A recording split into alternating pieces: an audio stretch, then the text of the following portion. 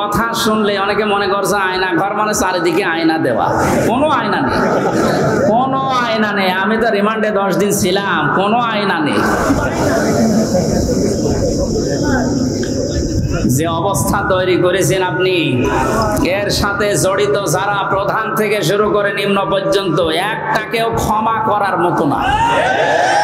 কারণ এরা ক্ষমার অযোগ্য হয়ে গেছে। ক্ষমা পাওয়ার জন্য যে যোগ্যতা দরকার এদের ভেতরে সেটা নেই। সুতরাং যারা বলছেন এদেরকে ক্ষমা করে দিলে হয় না, না, কিসের ক্ষমা? আপনি ব্যারিস্টার আরমান, যিনি তার স্ত্রী 8-9 বছর পর্যন্ত অপেক্ষায় ছিল, উনি আজকে একটা ভিডিও বার্তা পাঠিয়েছে যে আমি আশা ছেড়ে দিয়েছিলাম যে আমার পরিবারস্থ লোক মনে হয় আমি আর দেখতে পারবো না, কিন্তু আমার পরিবারের লোক আমার আশা ছাড়েনি। আপনি এই দৃশ্যটা একটু সামনে নিয়ে নিজের সাথে মিলান তো। আপনার জীবনেও কোনোদিন জালেমদের ক্ষমা করতে মনে চাইবে? কখনো চাইবে না। মানে বাস্তবতা টের পাচ্ছেন না, তাই 5 দিন 7 দিন 10 দিনে আপনার অবস্থা এরকম হয়ে গেছে। 8 বছর 10 বছর 12 বছর 14 বছর একজনকে মাটির নিচে এক ঘরের ভেতরে পচা খাবার দিয়ে আটকিয়ে রেখেছে। আপনার বিবেক বলে কিছু আছে? আপনি জানোয়ার চাইতো খারাপ। মনে করলাম তাফসীর করবো কি করে, দৃশ্যগুলো সব এখন চোখের সামনে ভাসতেছে। অন্যান্য শহীদদের ভুলের মাত্রা তোর অনুষ্ঠানের কথা বলবার জন্য বিনীতভাবে অনুরোধ করছি, বিনীতভাবে অনুরোধ করছি।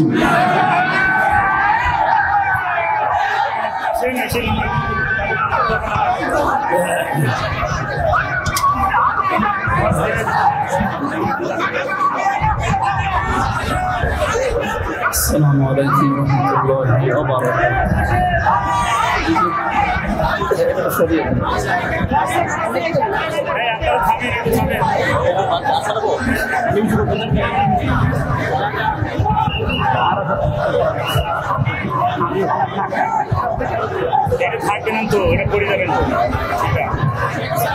ঠিক আছে,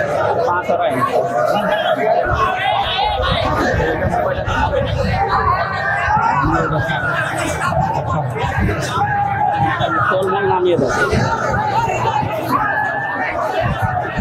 ঠিক আছে,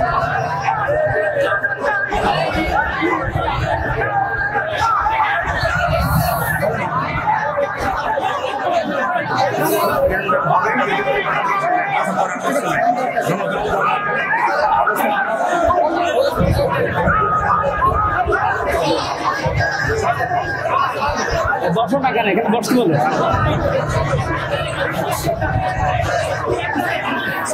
আসসালামু আলাইকুম ওয়া রাহমাতুল্লাহি ওয়া বারাকাতুহু।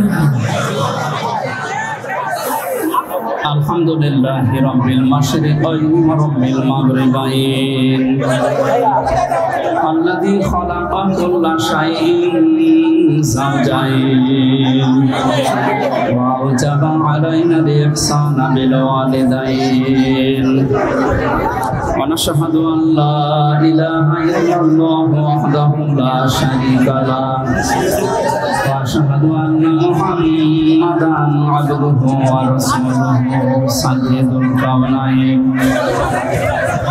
সাল্লাল্লাহু আলাইহি ওয়া আলা আলিহি ওয়া আসহাবিহি ওয়া আতবাইহি আজমাইন। লা ইলাহা ইল্লাল্লাহু ফিত তারফাইন। فقد قال الله تعالى في كلامه المجيد وبرهانه التوحيد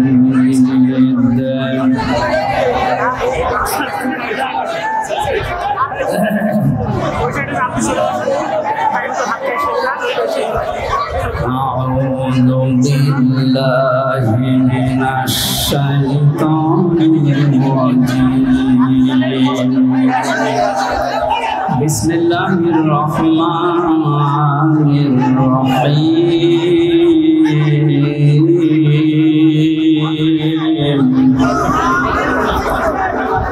فأما من أوتي كتابه بيمينه فيقول هاؤم اقرءوا كتابيه عاليا إني ظننت أني ملاق حسابيا فهو في عيشة راضية في جنة عالية قطوفها دانية كلوا واشربوا هنيئا بما أسلفتم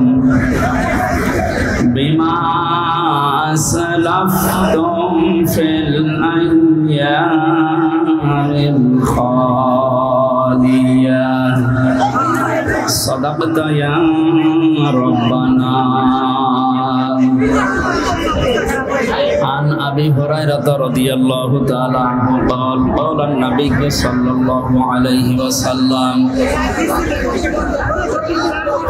ما تزال قدم بني آدم عبدي يوم القيامة حتى يسأل عن 50 عن عمره فيما أفنى وعن شبابه فيما أبلى وعن ماله من أين اكتسبه وفيما أنفقه وعن علمه ماذا عمل فيه متفق عليه.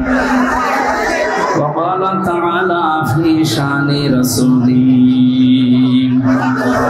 إن الله وملائكته يصلون على النبي يا أيها الذين آمنوا صلوا عليه وسلموا تسليما اللهم صل على سيدنا এটা কি ঘুরিয়ে দেন তো আমার কানের দিকে এটা ঘুরিয়ে দেন মাইকটা কানের দিকে ঘুরিয়ে দেন ওয়ালালি সাইয়্যিদিনা মাওলানা মুহাম্মদ রেখো মনেতে ভয় বান্দা খোদার দূর হয়ে যাবে বাধা সব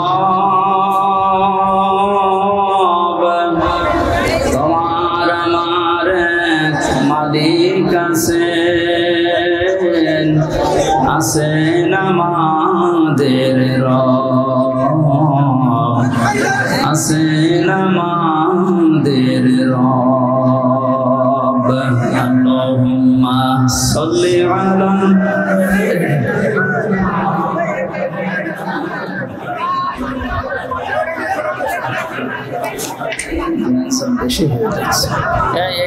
এই সাউন্ড বক্সটা নিচে নামিয়ে দিন এটা সারা এই গাছ ফেলে দিন এত সাজগোজ লাগবে না জান এটা নিচে নামিয়ে দিন তো এটা নিচে নামিয়ে দিন হ্যাঁ দেন তাড়াতাড়ি করে তার দেখে নামিয়ে তার দেখে নামিয়ে ওই নিচে নামিয়ে দেন এক জায়গায় দেন ভাই সেটাই পেছনে দাও ওর পেছনে দাও ওর পেছনে দাও দাও দাও দাও দাও এই ফ্যানের বলে দাও কথা বলা যাবে না ভাই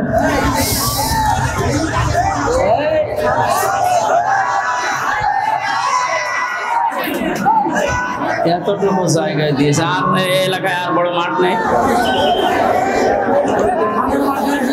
বাংলাদেশের ঐতিহ্যবাহী জেলা ঝিনাইদহ মহেশপুর থানার অন্তর্গত ডাকাতিয়া গ্রামবাসী ও যুব সমাজের উদ্যোগে মরহুম শহীদ আল্লামা দেলাওয়ার হোসেন সাঈদী রহমতুল্লাহ আলাইহির শাহাদত বার্ষিকী এবং অন্যান্য শহীদদের শাহাদত বার্ষিকী উপলক্ষে মহাবিশ্বের মহাবিশ্বয় আমাদের মালিক আমাদের মনিব মহান রব্বুল ইজ্জত ওয়াল জালালের মুখের পবিত্র বাণী কোরআনে কারীম তাফসীরুল কোরআন মাহফিলের স্বনামধন্য সভাপতি আমার আরাফাতের ভাই আলহাজ নুরুজ্জামান মুন্সি, আতালাল্লাহু আমরাহু ওয়া বারাকাল্লাহু ফি হায়াতি। মাহফিলের প্রধান অতিথি শাইখুল মাশায়েখ, কেন্দ্রীয় শোরা সদস্য, ঝিনাইদহ জেলার নায়েবে আমির, ইসলামিক চিন্তাবিদ, শিক্ষাবিদ, শ্রদ্ধাভাজন ব্যক্তিত্ব জনাব অধ্যাপক মতিউর রহমান, বিশেষ অতিথি অধ্যাপক ফারুক আহমেদ, থানা আমির মহেশপুর, বাংলাদেশ জামাতি ইসলামী। এতক্ষণ যারা আলোচনা রাখলেন মাওলানা হোসাইন আহমেদ মাহফুজ চুয়াডাঙ্গা, মাওলানা আতিকুর রহমান জিহাদি, মাওলানা ইদ্রিস আলী সহ নাম না জানা অন্যান্য ওলামা ইকরাম। মঞ্চে বসা আছেন বিশিষ্ট ইসলামী চিন্তাবিদ, শিক্ষাবিদ জনাব মাওলানা আলমগীর হোসাইন, মাওলানা সুলতান আহমেদ সহ মাওলানা আবু সালেহ। রাফা'না লাকা যিকরাক। আলেমদের মর্যাদা সম্মান আল্লাহ যেন আরো বাড়িয়ে দেন। দল মত জাতি বর্ণ ধর্ম নির্বিশেষে কোরআনে কারীম শোনার জন্য যারা এসেছি আমরা খুশি, এই জন্য বলছি আলহামদুলিল্লাহ। যারা চাষবাস করে দেখবেন এই মানুষগুলোর ফসল যদি বেশি হয়, ঘরের কোনা গোলা আরো যে সমস্ত জায়গায় ফসল রাখা যায়, ধান গম ভুট্টা রাখা যায়, এগুলো রাখার পরও জায়গা হচ্ছে না, বিভিন্ন জায়গায় ছড়িয়ে রাখে, দিয়ে রাখে। যিনি দায়িত্বে আছেন, তার মানে পরিচালক যিনি, গৃহস্থ যিনি, অনেকে মন খারাপ করেন যে এত ফসল কেন হয়ে গেল। ওনার আনন্দ লাগে যে ফসল আরো বেশি হোক, আমার ঘরে জায়গা না থাক, ডলে জায়গা না থাক, এরপরে জায়গা না হলেও দরকার হয় মানুষের বাড়িতে দিয়ে আসবো, এরপরও ফসল বেশি হোক। তাফসীরুল কোরআন মাহফিল মহেশপুরবাসী যা সাজিয়েছে, ওরা মনে করেছিল মানুষগুলো এত আসবে না, তারপরও যাই এসেছি, বাড়িওয়ালা যারা যারা দায়িত্বে আছে কমিটির, এরা নারাজ না, এরা আরো খুশি যে আরো হোক। যদিও আমরা বিভিন্ন জায়গায় রাখার পর দেখেন গাছের উপরে, বাঁশের উপরে। কালকে যেখানে ছিলাম এই বাগেরহাট, ওখানে ওরা ১-১.৫ মানুষের আয়োজন করেছিল। লক্ষাধিক মানুষ হওয়ার কারণে মানুষের চাপে কারেন্টের তার খুলে জায়গায় একজন মারা গেছে। আজকে যেন এরকম আবার কোনো দুর্ঘটনা না ঘটে। তারপরও এই বাড়িওয়ালার মতো, এইটাও কারেন্টের তার ভাই, খুব সাবধানে থাকবেন। যারা গাছে বাসে বিভিন্ন জায়গায় বসে আছেন খুব সাবধানে থাকেন। আমরা বেশি সময় না, ঘন্টাখানিক তাফসীরুল কোরআন মাহফিলে কথা বলবো ইনশাআল্লাহ। ওয়া মা তাওফীকি ইল্লা বিল্লাহ। এই ময়দানটা এখন আমাদের জন্য মরণের পরে যেন সাক্ষী হয়, সেই ব্যবস্থা আজকে আমরা করে নিয়ে যেতে চাই ইনশাআল্লাহ। মরণের পরে কিছু সাক্ষী আমরা কোরআন এবং হাদিস থেকে পেয়েছি, 4 প্রকার হবে।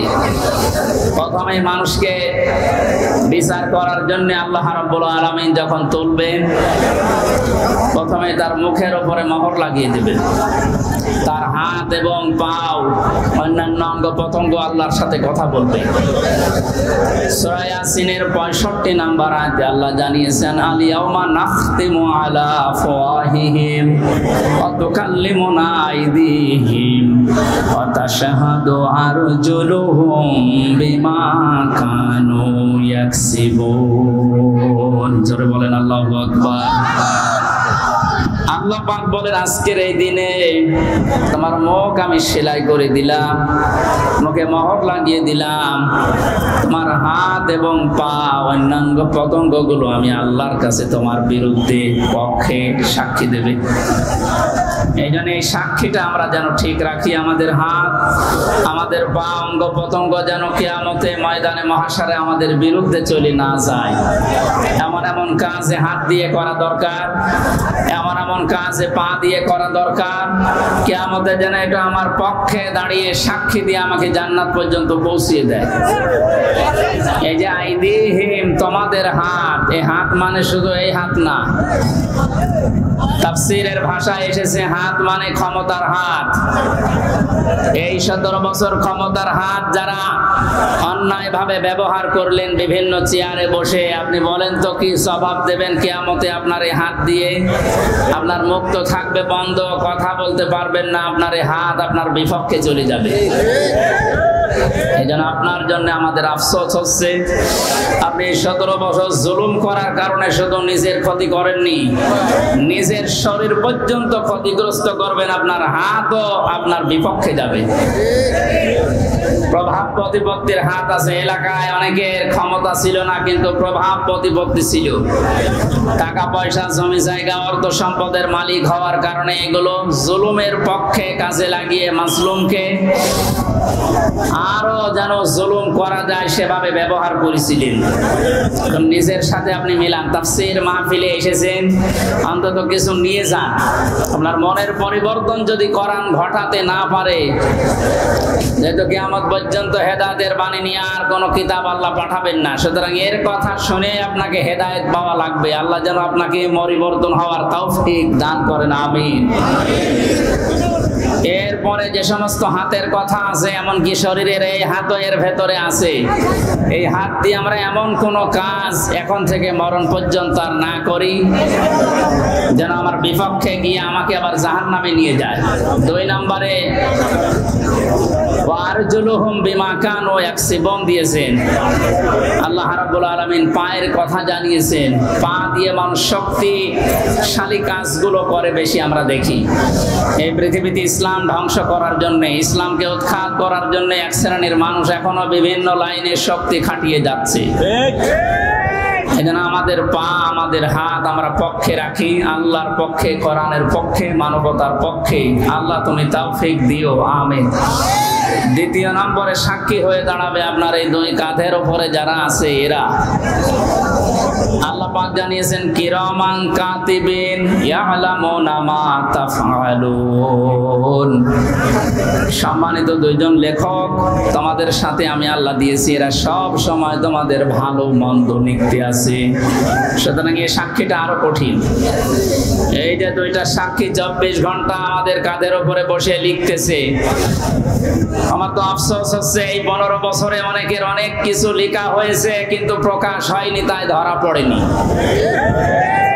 টাকলা মোরাদের নাম শুনেছি আমরা, এই লোকের মাত্র 6 মিনিট 8 সেকেন্ডের একটা অডিও কল রেকর্ড ফাঁস হওয়ার কারণে তার সব চলে গেছে। এরকম বহু কল রেকর্ড ফাঁস হওয়ার অপেক্ষায় এখন সামনে আছে।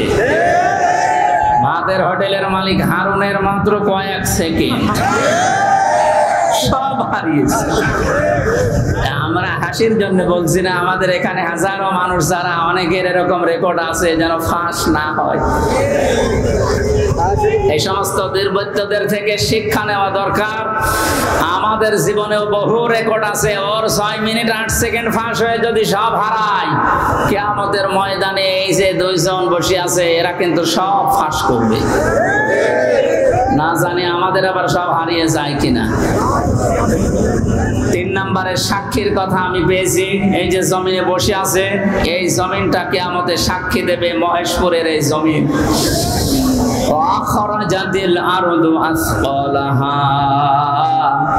আল্লাহ পাক বলেন মাটির ভেতরে যা আছে সব সেপাল, সবগুলো বোঝা জমিন সেদিন বের করে দেবে।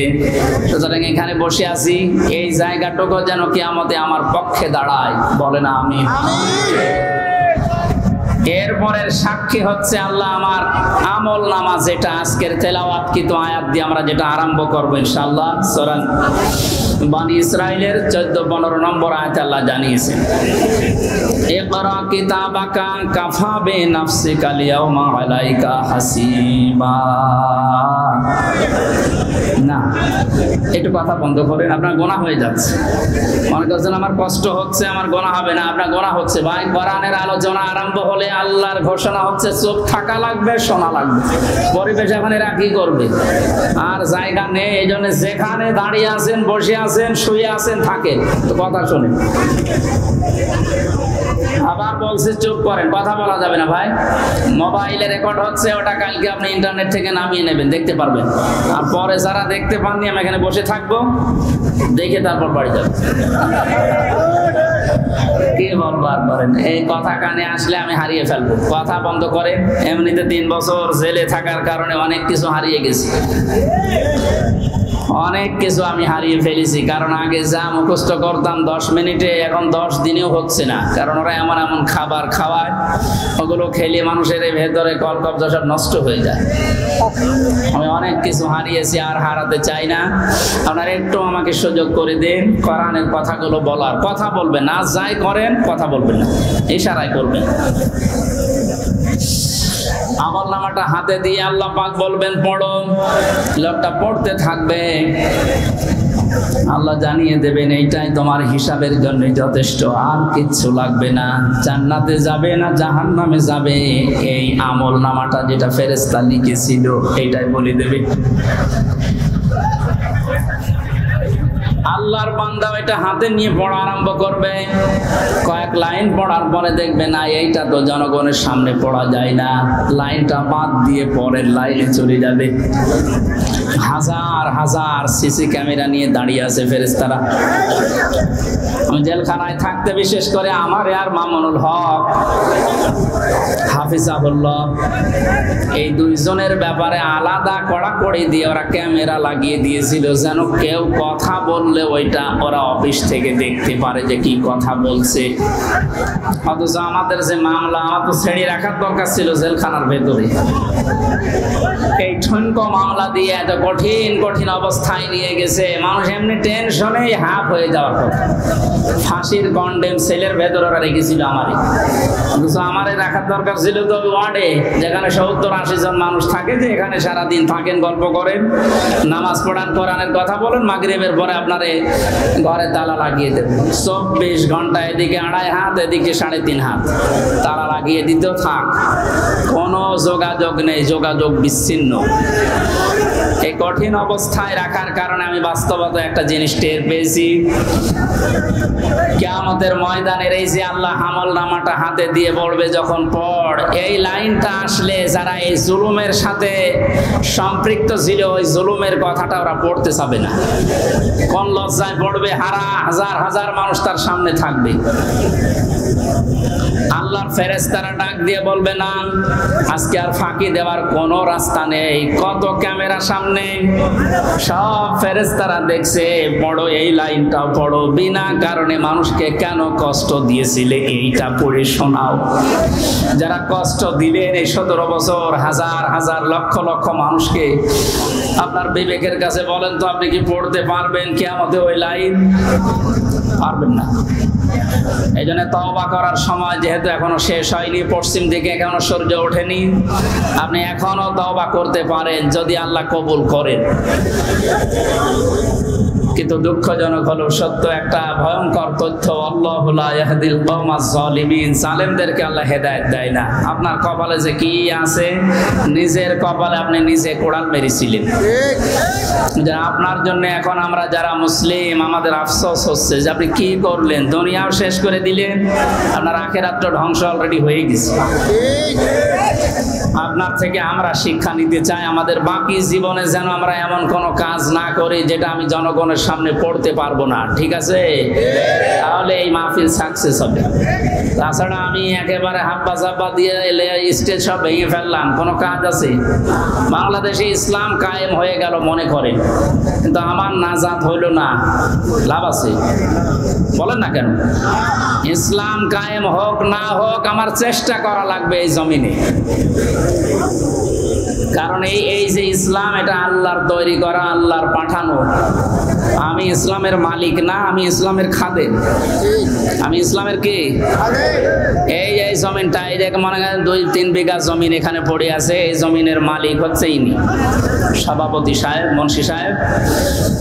আমাদের মতো 8-10 জন কামলা, জন, মনীষ, পাট, লেবার যাই বলেন, উনি ভাড়া করিস যে আপনারা সকাল থেকে বিকাল 5টা পর্যন্ত এই জায়গায় ধান লাগান, এই জমিনে বিকাল 5টায় আপনাদের বেতন দিয়ে দেব। বিকাল 5টা বাজতে আর মাত্র 10 মিনিট বাকি আছে। কয় মিনিট? 10 মিনিট। 8-10 জন মস্তান এসেছে মোটরসাইকেল নিয়ে, বড় বড় ছড়ি নিয়ে। সোনার ছেলেরা এখন যেটা ব্যবহার করতো, যেটা এখন পাওয়া যাচ্ছে, এইটা এখন নিয়ে এসে বলছে এ ধান আমরা লাগাতে দেব না, ধান লাগিয়েছেন যা আরো তুলে ফেলবো। আমরা যারা আছি কামলা হিসাবে যারা কাজ করছি, একেবারে ছেড়ে দিলে হবে? তাহলে বেতন পাওয়া যাবে?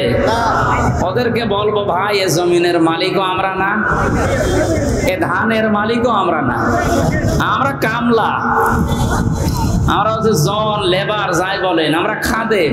কাজ করছি, বিকাল 5টায় বেতন দিয়ে দেবে। এখনো 10 মিনিট বাকি আছে। আপনারা ধান যদি তুলে ফেলতে চান, ফসল নষ্ট করতে চান, 10 মিনিট পরে তুলেন। অবশ্য ঠিক এইরকম কামলা নেওয়া যায় না? ঠিকই বলিস, কারণ জমি তো আমার না, এ ধানও আমার না। তুলে ফেলেন, আমার অসুবিধা নেই, 10 মিনিট পরে। আমার বেতনটা আগে বিকাল 5টায় নিয়ে নি। বিকাল 5টা বাজার আগে কিন্তু এ ধান আমি তুলতে দেব না, যারা 10 জন কামলা আছি। যদি তুলতে চাই এরপরও মস্তানরা কটা কাটাকাটি হবে না, মারামারি, রক্তপাত, যদি মেরে ফেলা লাগে। কারণ আমার টার্গেট কি? বেতন। টার্গেট কি? ওইটা না হলে আমি পরবর্তী যারা আছে আমার ছেলে মেয়ে স্ত্রী এদেরকে খাওয়াবো কি? সুতরাং আমার বেতন হয়ে যাক, এরপরে খাবেন। এরপরও যদি তুলে ফেলে মস্তানেরা, আমাদের সাথে মারামারি করে যাই হলো। এখন ওই যে জমির মালিক একজন আছে না, কথা বলে না কেন? আমরা খাদেম যারা আছে, এই খাদেমেরা এদিকে তাকান, আমরা খাদেম না? কার খাদেম? কোরআনের খাদেম। কিসের খাদেম? এই খাদেমদেরকে বলছি শুধু এটা এই 10,000 20,000 মানুষ আমার সামনে তা না, এটা রেকর্ড হচ্ছে সারা বাংলাদেশ সহ বিশ্বের লক্ষ কোটি মুসলমানেরা শুনছে। 175 কোটি মুসলমানকে খাদেম যারা, কোরআনের আল্লাহর দাস যারা, আমরা আল্লাহর গোলাম যারা, তাদেরকে বলছি জমিনে ইসলাম কায়েম করতেই হবে। এটা ফরজ না, চেষ্টা করে যাওয়া ফরজ। হলে ভালো, না হলো আমার অসুবিধা নেই, আমার বেতন আছে বিকাল 5টায় জান্নাত। কথা বলে না কেন? কিন্তু বিকাল 5টা বাজার আগে, তার মানে জীবনের শেষ দিন। ওয়াবুদ রব্বাকা হাত্তা ইয়াতিয়াকাল ইয়াকিন, সূরা হিজরের 99 নম্বর আয়াত। আল্লাহ বলেন ইবাদত করবা আল্লাহর ওই দিন পর্যন্ত যতদিন মরণ না আসে। সুতরাং মৃত্যু আসার আগ পর্যন্ত আমরা যারা খাদেম আছি, এ জমিনে আল্লাহর দিন কায়েম করার চেষ্টা চালাবই। বাধা যদি কেউ দিতে আসে, তর্কাতর্কি হবে, এতদিন সেটা হয়েছে। হাতাহাতি হবে, এতদিন যেটা হয়েছে। রক্তপাত হবে, এতদিন যেটা হয়েছে। ফাইনাল এখন শুরু হবে, মেরে ফেলা লাগলে মেরে ফেলবে। এখন আর সাহস কেউ করবে না, এখন আর সাহস করবে না। এই জন্য তো দাড়ি কেটে পালাচ্ছিল। কি আশ্চর্য ইতিহাস তৈরি করে গেল লোকটা। তাহলে বোঝা যাচ্ছে এই দাড়ি, এটা মেকি দাড়ি। মানুষকে ধোকা দিয়ে বোকা বানিয়ে কোটি কোটি টাকার মালিক হয়েছে এই দাড়ি দেখিয়ে। নাম দিয়েছে কি? দরবেশ বাবা। এই যদি হয় দরবেশের অবস্থা, বাকি যেগুলো কিনছে ওদের চরিত্র কি? আমির হোসেন আমন আমি একটা লোকের ভিডিও দেখলাম, এর চরিত্র এত নিচেই নেমেছে, আমি এতদিন জানতাম না। সে নাউজুবিল্লাহি মিন যালিক। এদের সর্বোচ্চ নেতার যদি এই অবস্থা হয়, বাকিগুলো যে কোথায় যে টাল হয়ে পড়ি আছে আল্লাহ ছাড়া কেউ জানে না। কয়েকজনের একটু ফাঁস হয় বলে আমরা জানি, ওদের প্রত্যেকের চরিত্র এরকম।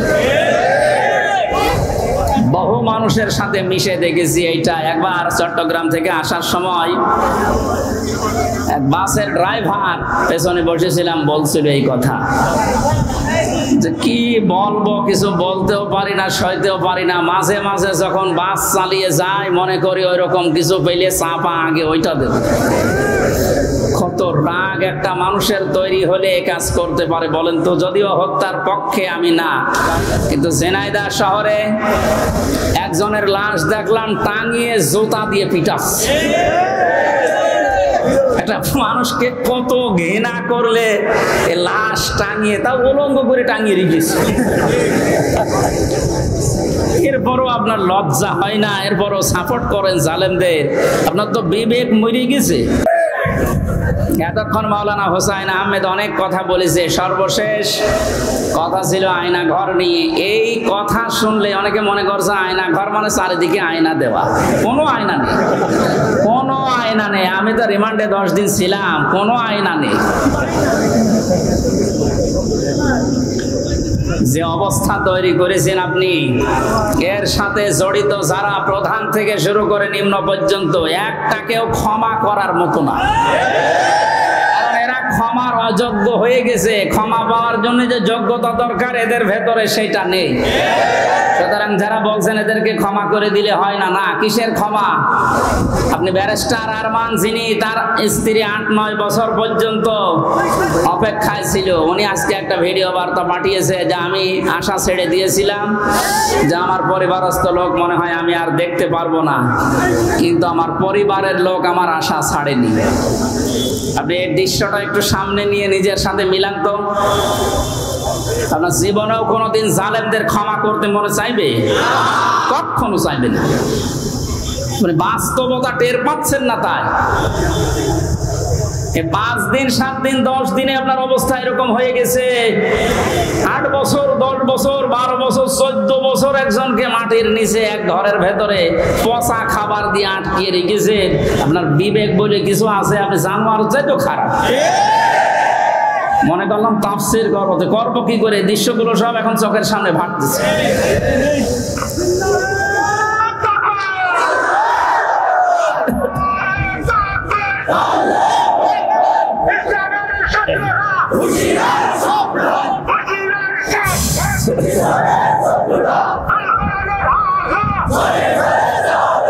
আলহামদুলিল্লাহ ভাই।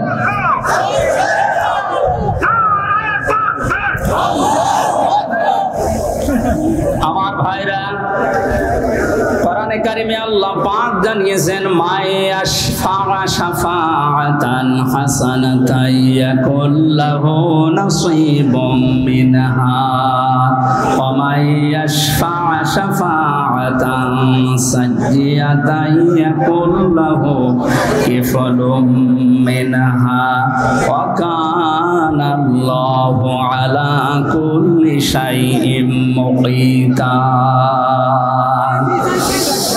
এই পৃথিবীতে কোন মানুষ যদি ভালো কাজের, সৎ কাজের, কল্যাণমূলক কোন কাজের সুপারিশ করে, সহযোগিতা করে, রায় দেয়, ভোট দেয়, সাপোর্ট করে, সমর্থন জানায়, ওই লোকটা ভালো কাজ করে যে সওয়াব পাবে, আপনি ওই ভালো কাজে শুধু রায় দেওয়ার কারণে, সাপোর্ট দেওয়ার কারণে একই সওয়াব পেয়ে যাবেন।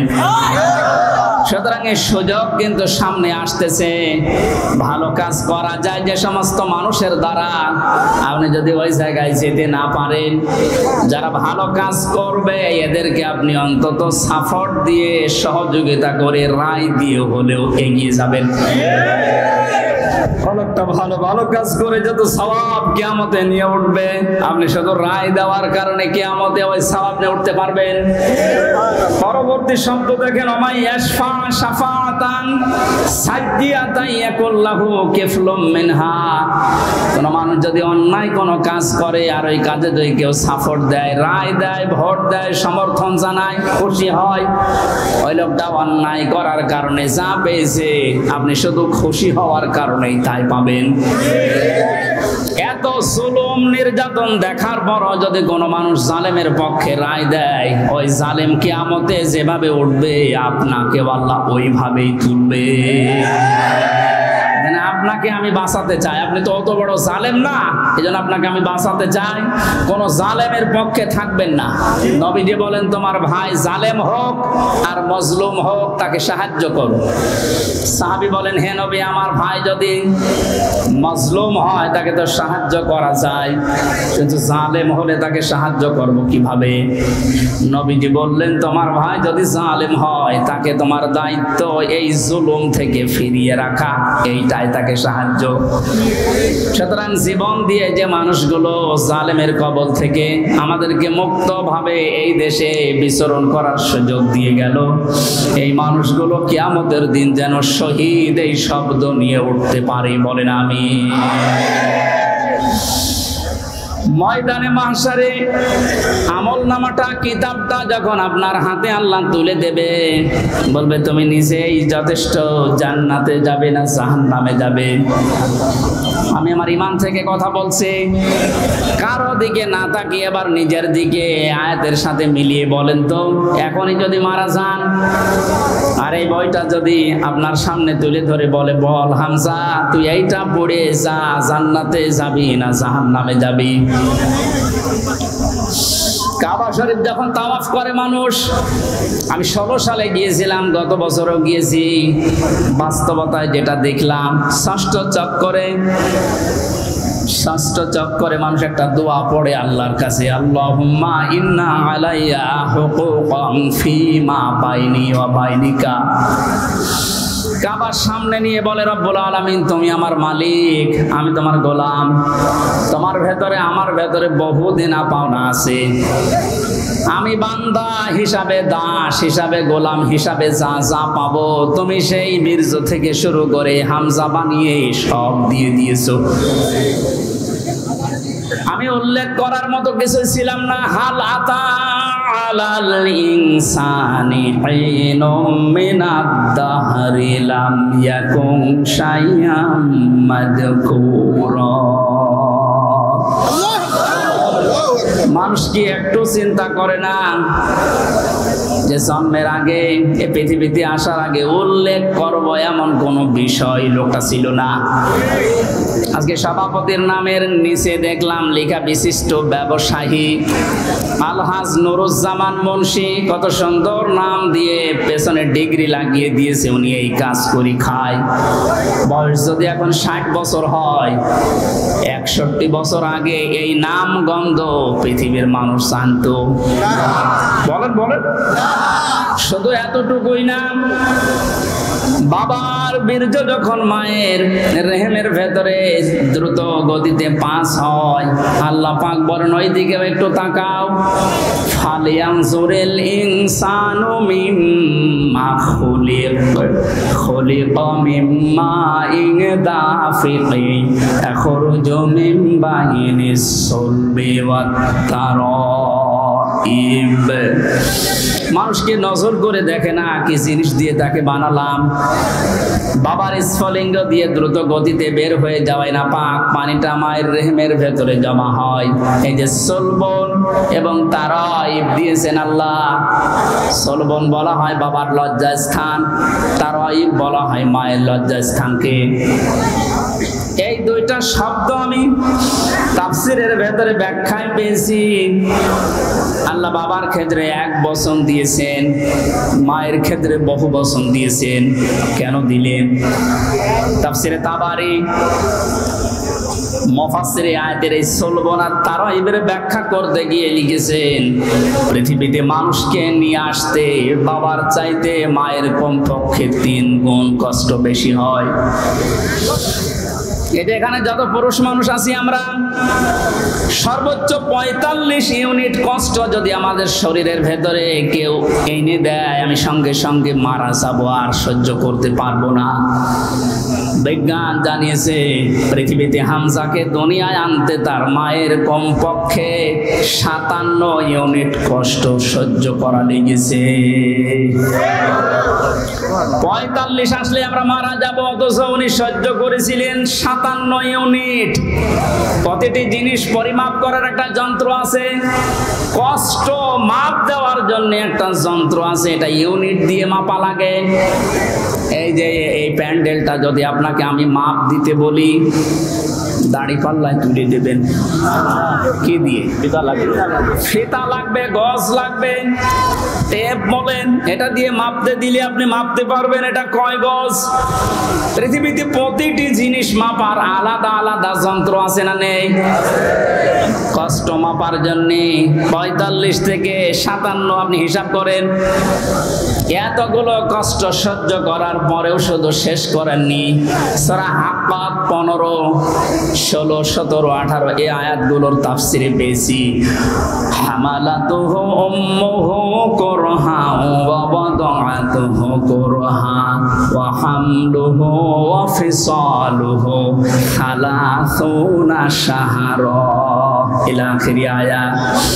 আল্লাহ পাক বলেন তোর মা তোকে কষ্টের পরে কষ্ট সহ্য করে পেটে বহন করেছে, শুধু এতটুকু শেষ করেনি, ডেলিভারির যে কষ্টটা এটাও সহ্য করেছে, এতটুকু শেষ করেনি, 2 থেকে 2.5 বছর পর্যন্ত বুকের দুধ খাওয়িয়েছে।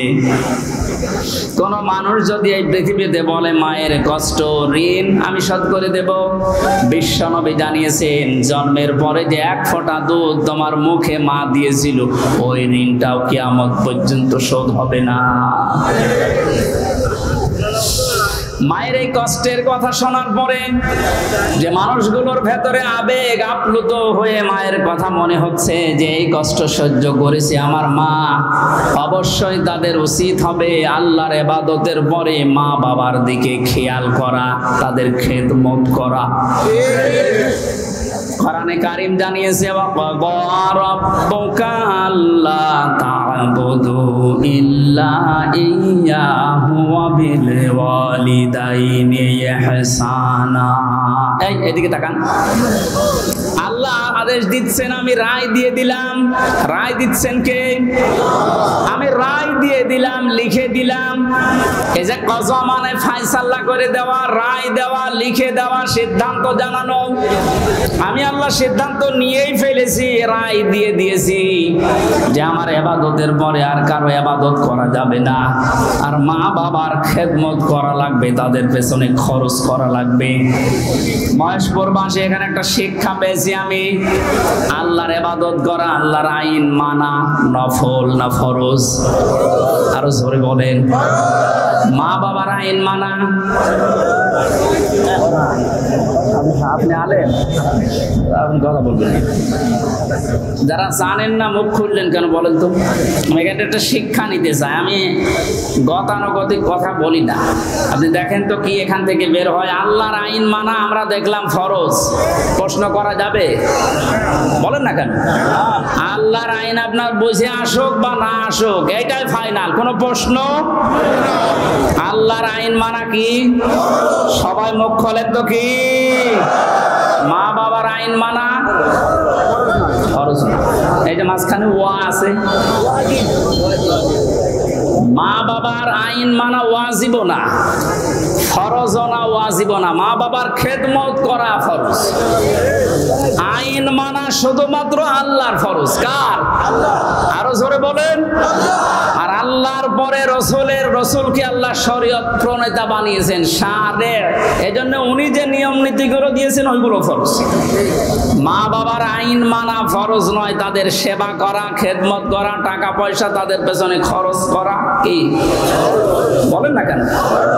কেন ফরজ কেন? আল্লাহ রাব্বুল আলামিন দলিল দিচ্ছেন ওয়াখফিদ লাহুমা জানাহা যুল্লি মিনার রাহমা। এইদিকে তাকান, এটা আলেম না? এটা শব্দটা আছে ওয়াখফিজ, খফজন মানে ডাউন করা, এরপরে ফল করা। খফজন মানে কি? ডাউন করার পরে ফল করে দেওয়ার আরবি নাম ওয়াখফিজ বা খফজন। আল্লাহ বলেন খফজন করবে। জানাহান মানে ডানা, যিল্লুন মানে ছায়া হয় বা নম্রতা হয়। তোর যে ছায়া আছে ডানা, আর এই ডানার ছায়াটা এভাবে ডাউন করার পরে ফল করে দিবি। আমার প্রশ্ন হচ্ছে, এ পৃথিবীতে কোনো মানুষের ডানা আছে কি? এটা কি? তাহলে আল্লাহ এখানে এদন দিত বা আবুদা দিত, এ শব্দ না দিয়ে জানা হন পাখির ডানা আল্লাহ আমাদেরকে দিলেন। আল্লাহ মনে হয় জানে না তাই জানা হন দিলেন পাখির ডানা আমাদেরকে ধার করিয়ে। কেন? ডানা আর দুনিয়ায় কারো নেই। পৃথিবীতে আর ডানা কারো আছে না নেই? কিসের আছে? আরে ভাই পাখি পাখির ডানায় তো দিয়েছে। পাখি বাদ দিয়ে পৃথিবীতে আর কারো ডানা নেই? আছে, এরোপ্লেনের ডানা আছে, হেলিকপ্টারের ডানা নেই? ওদের ডানাটা আল্লাহ এখানে লাগালেন না কেন? তাহলে তো আমাদের এই যে জানাহম দেওয়া লাগতো না। পাখির ডানার কথা দিয়েছেন এই জন্য তাফসীর মাহফিলে আসতে হয়। আপনারা শুনতেছেন? জানাহুন শব্দটা আল্লাহ পাখির কাছ থেকে ধার করে আমাদেরকে লাগিয়ে দিলেন, কারণ আমাদের এই হাতের ভেতরে পর নেই, এর ভেতরে মোলায়েম কোনো কিছু নেই, সব শক্ত। পালক আছে, পর আছে, মোলায়েম করার কোনো কিছু নেই, এটা শক্ত। কিন্তু পাখির ডানার ভেতরে পর আছে, পালক আছে, একটার পরে আরেকটা যখন লাগিয়ে দেয় সফট হয়ে যায়, কোমল, নরম, তুলতুলি হয়ে যায়।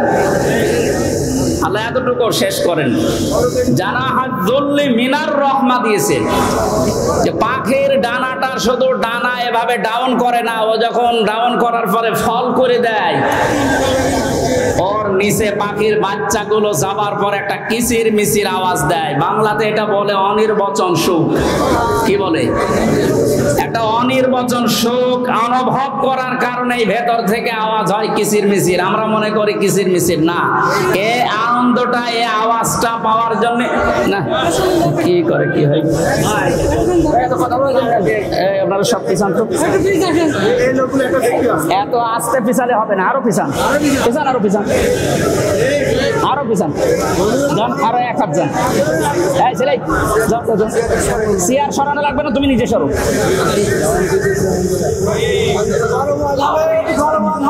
কথা বোঝার কোনো ইনে তাফসীরুল কোরআন মাহফিলে আমি এই আর কি করছি? কথা বোঝার চেষ্টা করেন ভাই। আল্লাহ রাব্বুল আলামিন পাখির ডানাটা এই জন্যই দিয়েছেন মানুষকে বোঝাতে, পৃথিবীর বান্দা বান্দিরা, তোমার মার বাবা যখন শেষ বয়সে চলে যাবে, তারা যেন তোমার এই পাখির ডানার মতো হাতের যে ছায়া, এর নিচে পড়ার পরে যেন একটা আনন্দ অনুভব করে, যে আমার হামজা থাকতে অন্তত আমার আর কোনো চিন্তা নেই। মহেশপুরবাসী কত আলেম এখানে বসে আছে, হাজারো মানুষ আমরা, বলেন তো আমাদের মার বাবা এখন শেষ বয়সে এসে এইটা বলার মতো স্কোপ পাচ্ছে না। আল্লাহ রাব্বুল আলামিন মায়ের কথা 3 বার দেওয়ার জন্য তারা এই বহু বচন দিলেন, আর বাবার কথা 1 বার দিয়েছেন।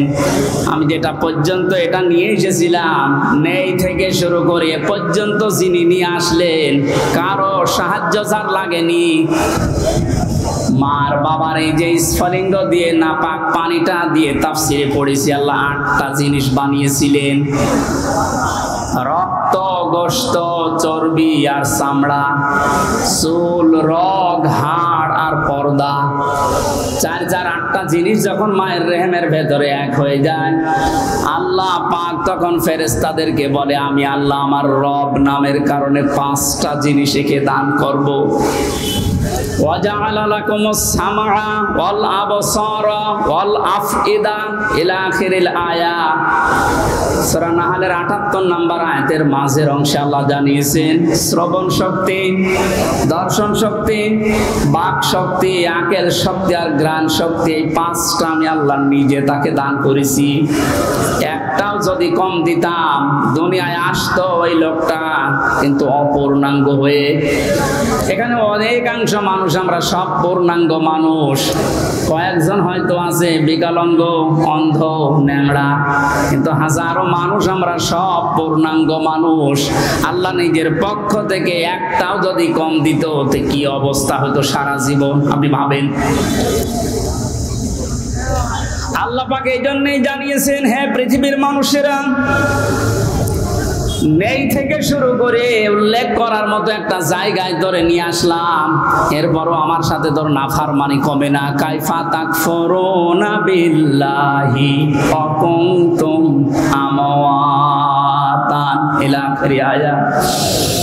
বালাগাত মানতিক যারা পড়ায় বা জানে, কাইফা শব্দটা 11টা বিষয়ের আগে আল্লাহ ব্যবহার করেন। কাইফা শব্দের প্রথম ব্যবহার হচ্ছে মানতিকের কায়দায়। আল্লাহরও বিশ্বাস হতে চায় না এমন জায়গাকে আল্লাহ কায়ফা দিয়ে শুরু করেন। এটা এতক্ষণ যেটা বলছিলাম বীর্য থেকে শুরু করে পর্যন্ত আনার পেছনে কারো কোনো অবদান নেই। মার বাবা শুধু এক বিছানায় ছিল, এতটুকু তাদের কাজ। বাকি যা করার বলেন তো কে করেছে? এই মানুষ এখান থেকে হামজা পর্যন্ত হবার পরে যখন নাফরমানি করে তখন আল্লাহ কায়ফা শব্দ দিয়ে শুরু করেছে যে কি করে নাফরমানি করে আমারও বিশ্বাস হয় না। কাবার গেলাপ ধরে মানুষ কিন্তু ষষ্ঠ চক্করে এইটাই বলে এসেছি আমরা, রব্বুল আলামিন আমি তোমার গোলাম হিসাবে বান্দা হিসাবে বহু কিছু আমাকে তুমি দিয়েছো ওই যে বীর্য থেকে পর্যন্ত, কিন্তু তুমি আমার মালিক হিসাবে আমার তো কিছু দেওয়া দরকার। আমি তো কিছুই তোমার আজ পর্যন্ত দিতে পারলাম না, তবে একটা জিনিস আমার আছে বুঝি, তোমার ওই রহমান ওই গাফফার ওই গফর নামের খাতিরে এই কাবা সামনে নিয়ে বলছে আমার মাফ করে দাও। এই জন্য যারা তাওবা করার জন্য এখনো রাজি হননি, এখনো পর্যন্ত শয়তানের ধোঁকায় পড়ে আছেন, সুযোগ আছে, আপনারা আশা করছি ফিরে আসবেন। আল্লাহ রাব্বুল আলামিন এই যে রাত 12টার পরে তাহাজ্জুদের সময়ে প্রথম আসমানে এসে আপনাদের মতো আমাদের মতো মানুষকে ডাক দিয়ে বলবো আসো ক্ষমা চাও, ভুল করে ফেলেছো ক্ষমা চাও। আমরা যেন ক্ষমা চেয়ে নিজের জীবনটাকে মুহাম্মদুর রাসূলুল্লাহর উম্মতে পরিণত করতে পারি, বলেন আমিন।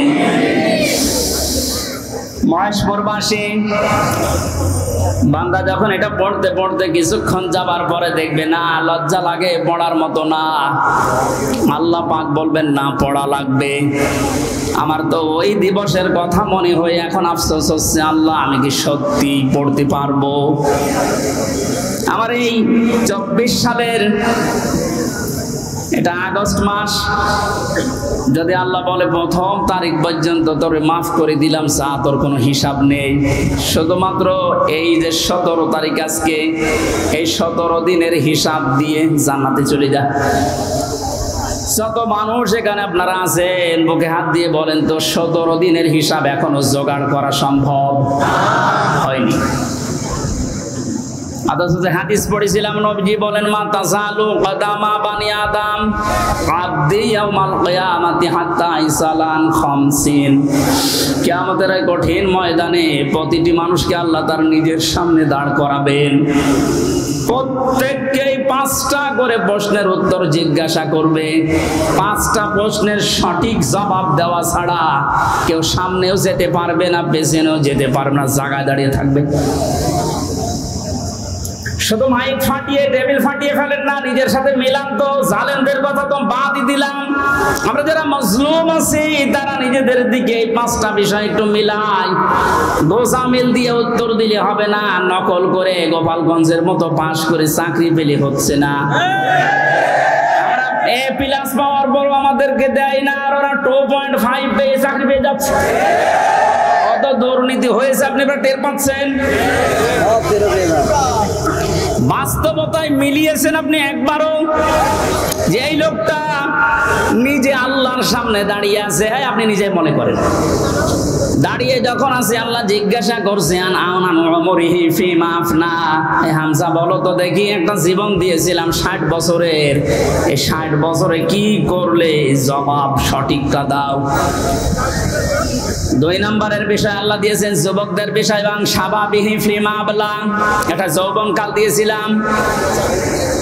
15 থেকে শুরু করে 45 বছর, এই যে বিশাল একটা যৌবনকাল, এটা কোন কোন কাজে লাগিয়েছে বলো? আর যেহেতু যুবকদের কারণে দেশটা স্বাধীন হয়ে গেল, এই যুবকগুলো নাই পার পেয়ে যাচ্ছে।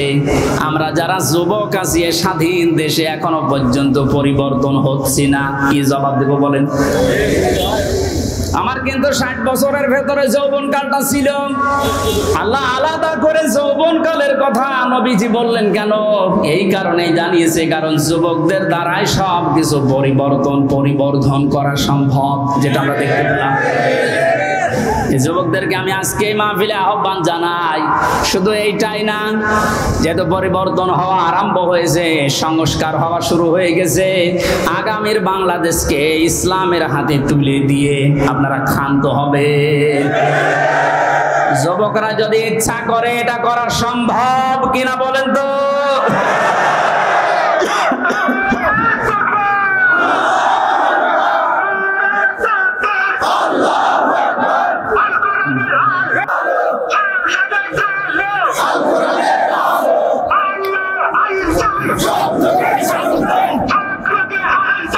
আল্লাহর আইন চাই। আলহামদুলিল্লাহ, তাকবীর যেন আল্লাহ কবুল করেন এবং আমাদের চোখে যেন দেখান, বলেন আমিন। আজকে এই যে শাজিয়া বাজারে আমি আয়াতটা পড়েছিলাম, রাআইতান নাস ইয়াদখুলুনা ফি দীনিল্লাহি আফওয়াজা। হে নবী, আপনি যখন দেখবেন যে আল্লাহর সাহায্য এসে গেছে তখন তো বিজয় হবে। দলে দলে পালে পালে মানুষ ইসলামে প্রবেশ করছে, যেটা আমরা এখন চর্মচোখে সারা বাংলাদেশে দেখতে পাচ্ছি। একটু যাদের বিবেক আছে, একদম মরে যায়নি, তারা আজ তো সবকিছু ভুলে ইসলামে চলে আসছে। কারণ ইসলামের মালিক ওরা জানে যে দেশে জামাত ইসলাম, শিবির, চরমনা, এরা না, ইসলামের মালিক কে? আর যারা আমরা আছি, আমরা ইসলামের খাদেম। সুতরাং ইসলাম প্রতিষ্ঠা করতে গিয়ে, ইসলাম কায়েম করতে গিয়ে বিকাল 5টার আগে কাউকে আমরা আর ষড়যন্ত্র করতে দেব না ইনশাআল্লাহ। এই যে বিচারপতির নামে কলঙ্ক, মানব জাতি হিসাবে একদম কুলাঙ্গার এই যে মানিক। বিচারপতির নাম নিলাম এই কারণে, নাম নিয়েও গুনাহ হবে, কারণ এ মানুষের পর্যায়ে পড়ে না। ইসলামকে এই দুনিয়া থেকে মিটানোর জন্য বিশেষ করে বাংলাদেশ থেকে যারা ভূমিকা পালন করেছে বেশি, তার ভেতরে এই অবৈধ বিচারপতি একজন। ওর কথাবার্তা শুনলে শয়তান পর্যন্ত হাসে, বলে আল্লাহ তুমি আমারে শয়তান বানিয়েছো। এটা চোখে দেখোনি? আমি মাঝে মাঝে ওরা দেখি আর ভাবি আমি তো শয়তান দেখি না, যদি দেখতাম মনে হয় এরকমই হতো। একটা টাটকা নির্ভেজাল শয়তান। সুতরাং এরকম শয়তানের অনুসারী যারা আছেন তরিন আফরোজ থেকে, বহু শয়তানকে 15 বছর দেখলাম। এখন ইসলামের যে উর্বর ভূমি বাংলাদেশে হচ্ছে, চলছে, কায়েম হওয়ার পথে, বাধা দিতে আসলে কিন্তু বিকাল 5টার আগে কোনো ছাড় নেই। এটা তো গেল কামলাদের। আর যিনি জমির মালিক এই যে বসে আছে, উনি যদি এসে দেখে সব ধান নষ্ট করে ফেলেছে, এরপরে উনি কিছু বলছে না, তার মানে ওনার কোনো শক্তি নেই। বিশ্বাস করেন, মনে মনে চিন্তা করেন ওনার শক্তি নেই তা না, এখন হয়তো কিছু বলছে না, গোপনে ওনার কোনো কিছু আছে। যেদিন ধরবে ওইদিন বাপ বলার সময় দেবে না, যেটা আমার আল্লাহ এখন মালিক হিসাবে করছে। তোমার রবের ধরা বড় শক্ত ধরা, নৌকায় উঠে পালাতে গিয়েও পারে না। পারবে কি করে? কারণ ওরে তো আমরা ধরি নাই, ধরেছে কে? এদের কারণে হাজারে অবৈধ আইন মন্ত্রীর কারণে হাজার হাজার মানুষ আইনের এই জায়গায়, ন্যায় বিচারের জায়গায় অবিচার পেয়েছে বেশি। তার বাস্তব প্রমাণ আমি নিজে না, সিএমএম কোর্ট, জজ কোর্ট, হাইকোর্ট মিলিয়ে আমার মামলা কতবার তুলেছে। এই যে আমার মামা বসে আছে, মামা শ্বশুর, আমার চাচা ছিল ঢাকায়, বাবা তো ওগুলো বোঝে না ভালো, রাত দিন দৌড়া চাকরি করে বেটা, এরপরও রাত দিন এখানে ওখানে উকিল ধরে করবে কি? কারণ যারাই ধরবে, যত বড় উকিল ধরুক, আর এক উকিল তো বসে আছে ওখান থেকে, যতক্ষণ সিগন্যাল না পাবে আমার নাকি বের হওয়ার কোনো একটা বিচার হলো। আর প্রতিদিন টিভির সামনে এসে সন্তানদের নাকি লেকচার দিচ্ছে যে আমরা ন্যায় বিচার কায়েম করে ছেড়ে দিস। এই ন্যায় বিচার। আমার মতো মূল্য চুরির মামলায় যদি 30-32 বার হাইকোর্টে মামলা ওইটা জামিন না দেয়, কিসের ন্যায় বিচার? যেটা এখন সব পরিষ্কার হয়ে গেছে। 15 বছরে কোনো ন্যায় বিচারে দেশে কায়েম হয়নি, পুরাটা হয়েছে অবিচার। আল্লাহ যেটা নিজে এখন ধরিস। এই জন্য সাবধান, আল্লাহ এমনি কিছু বলছে না। অনেকে মনে করছে এত কিছু করে কিছু হয় না, এখন কিছু টের পাচ্ছেন। আলেমদের মাথায় দড়ি দিয়ে ছাগলের মতো, গরুর মতো যখন টেনে নিয়ে যেত ওই কোর্টে, বারান্দায় দাঁড়িয়ে অনেক শয়তান দেখলাম হাসতেছে আর টিপ্পনি কাটতেছে। যে দেশে আর হুজুর নেই, আমির হামজা, এই মাওলানা মামুনুল হক এরে ধরলো, আর হুজুর নেই দেশে, তাদের কত সুন্দর সুন্দর কথা, ফেরেস্তার মতো কথা বলে, আর এরা উঠলে শুধু রাজনীতি করে, ধরেছে ঠিকই হয়েছে। এখন আপনি টের পাচ্ছেন কি হচ্ছে? 10 দিন আগে যে লোকটা আইন পোড়া চালাতো, সেই লোকটার পক্ষে একটা উকিল পর্যন্ত এখন দাঁড়াতে রাজি না। এই এটাই আল্লাহর ধরা। এটা কার ধরা? এই জন্য জমিনের মালিক যিনি, উনি যদি ধরে বাপ বলার কিন্তু সময় পাবেন না। আমরা এখন এই আয়াতটা আল্লাহকে বলছি, আল্লাহ তুমি আমাদেরকে দেখাও যে দলে দলে মানুষ ইসলামে প্রবেশ করছে, এটা যেন আমরা দেখতে পাই, চর্ম চোখে দেখতেছি, এটা যেন আরো বৃদ্ধি বাড়ে। জোরে বলেন আমিন। কারণ জমিনে বহু মানুষ এই যে 52-53 বছর চালিয়েছে, আমরা দেখলাম না? বাবা চালিয়েছিল, স্বামী চালিয়েছিল, চাচা চালিয়েছিল, বউ চালিয়েছে, ভাবি চালিয়েছে। এক কথা বলছেন না? কিন্তু কোরআন দিয়ে চললে দেশটা কেমন দেখা যায়, এটা এখনো আমরা দেখি নাই। এখন আমরা সবাই একমত, দলমত আর নেই। কোরআন দিয়ে এই দেশ চললে কেমন দেখা যায়, ওইটা আমরা এই চোখে দেখতে চাই। কারা কারা দেখতে রাজি আছেন দেখি? লিল্লাহি তাকবীর।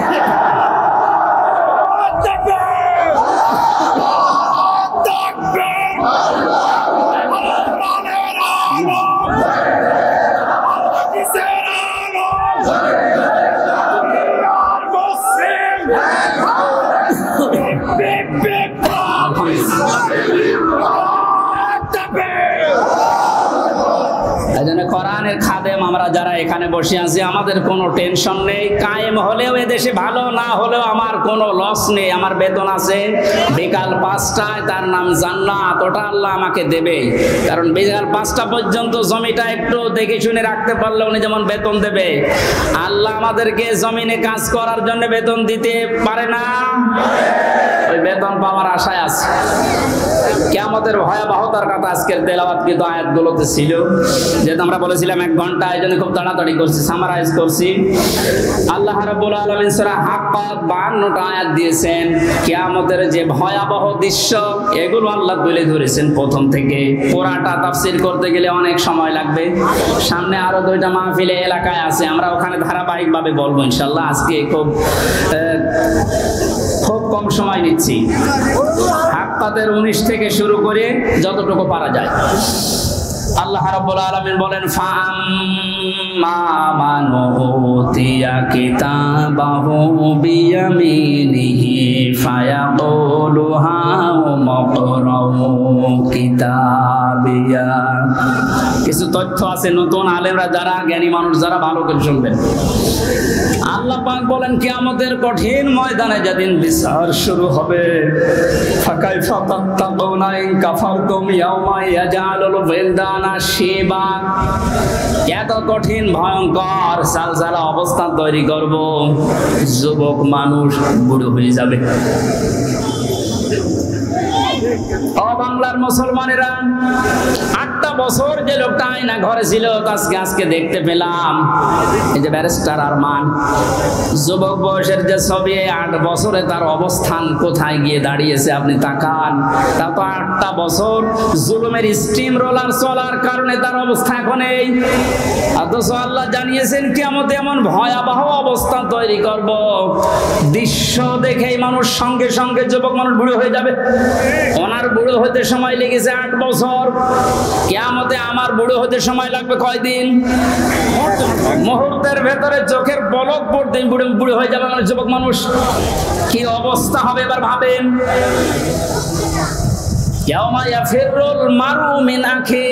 প্রথমেই পালাবে মানুষ দেখলেই তার আপন ভাই থেকে, তার মায়ের কাছ থেকে, বাবার কাছ থেকে,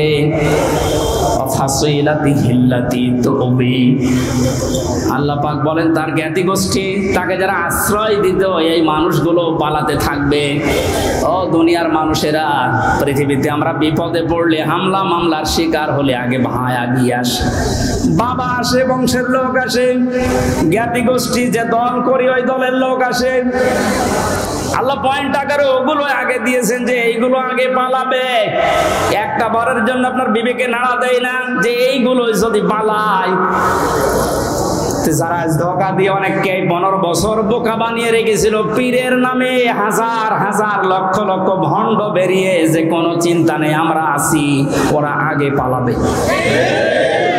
আমরা বিবেককে একটু রায় দেয় না যে মা যদি পালায়, বাবা যদি বলে না আমি বিয়ে করিনি, সন্তান পাবো কোথায়? আমার তো আয়াত পড়ার পরে বিশ্বাস হয়, লক্ষ কোটি পীরেরা বলবে আল্লাহ দুনিয়া আমি পীরই ছিলাম। মুরিদ বাবু কোথায়? এই জন্য কোন ভণ্ডের উপরে আশা আকাঙ্ক্ষা ভরসা না করে নিজের কাজের দিকে ভরসা করেন। আল্লাহ বলেন তোকে পড়তে দেব, পড়, ধরে আমল নামাটা পড়। ফায়াকুলু হাউ মাকরাউ কিতাবিয়া ইন্নী যানানতু আন্নী মুলাকিন হিসাবিয়া। কিতাবটা হাতে নিয়ে পড়তে আরম্ভ করবে আর বলবে অবশ্যই আমি এটা বিশ্বাস করে চলতাম যে আমাকে একদিন আল্লাহর দরবারে এভাবে হিসাব দেওয়া লাগবে। শুধু এই আয়াতটাই মানুষের জীবন পরিবর্তন করে দিতে পারে। কষ্ট হচ্ছে আপনাদের? আয়াতটার তাফসিরে আমি তাবারিতে পড়েছি, খলিফাতুল মুসলিমিন হযরত ওমর রাদিয়াল্লাহু তাআলা আনহু তার সন্তানটাকে একবার ভর্তি করলেন মাদ্রাসায়।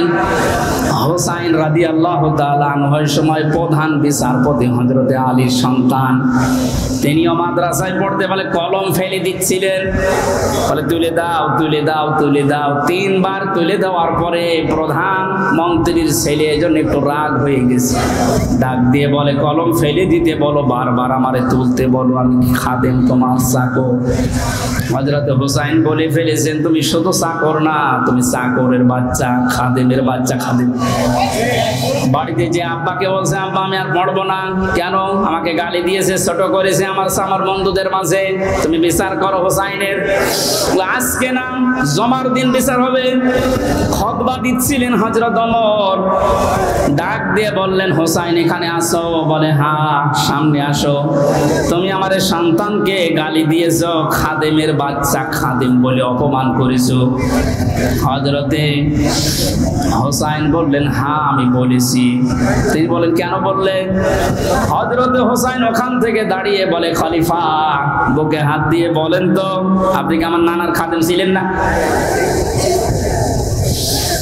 হযরত ওমরের কথা বন্ধ হয়ে গেছে, চোখের পানি ফেলে বলে আমি তো খাদেম ছিলাম, এভাবে তো ভাবি নাই। আমি যে খাদেম ছিলাম এটা তো আমি তো জানি। তুমি কি লিখে দিতে পারবে যে আমি নবীর খাদেম ছিলাম তোমার নানার? কাগজ নিয়ে আসেন। খেজুর পাতা নিয়ে এসেছে, লিখে দিলেন এই ওমর আমার নানার খাদেম ছিল, আমি দেখেছি, এতে হোসাইন ইবনে আলী সই করে দিলাম। কাগজটা হাতে নিয়ে হযরত ওমর বলেন নবীর সাহাবীরা বিচার হয়ে গেছে। ছোট মানুষ আব্দুল্লাহ ও তো বোঝে না, বলে কি বিচার করলে বাবা? তুমি তো এখনো মারধর শুরু করনি। হযরত ওমর বলে সন্তান যে বিচার করি সেটা দুনিয়া না, মরণের পর কাজে লাগবে। আমি ইন্নী যানানতু আন্নী মুলাকিন হিসাবিয়া, আমি বিশ্বাস করে দুনিয়ায় চলি যে আমাকে হিসাবের মুখোমুখি হওয়া লাগবে। আমি আমার 26 বছর বয়সে মুসলমান হয়েছি, বাকি এই কয় বছর ইবাদত বন্দেগী চাই করলাম, হিসাব দিতে পারবো কিনা জানি না। মারা যাওয়ার পরে কাগজটা আমার কাফনের ভেতরে দিয়ে দিও। আল্লাহ যখন আমাকে তার সামনে তুলে ডাক দিয়ে বলবে হিসাব দাও, জীবনে কিছুই যদি কবুল না হয় এই কাগজটা আল্লাহকে দেখিয়ে বলবো রব্বুল আলামিন তুমি আমার জীবনের কিছু যদি পছন্দ না করো, তোমার ভালো না লাগে, কাগজটার দিকে তাকাও, তোমার নবীর নাতি লিখে দিয়েছে আমি নবীর খাদিম ছিলাম, এই ওসিলাই হলেও তুমি আমারে মাফ করে দাও। জবাব দেওয়া, হিসাব দেওয়া কিয়ামতের ময়দান, এটা তাদের কোন পর্যায়ে ছিল? তারা কি বিশ্বাস করতো হিসাবিয়া? আর আমরা কোথায় আছি?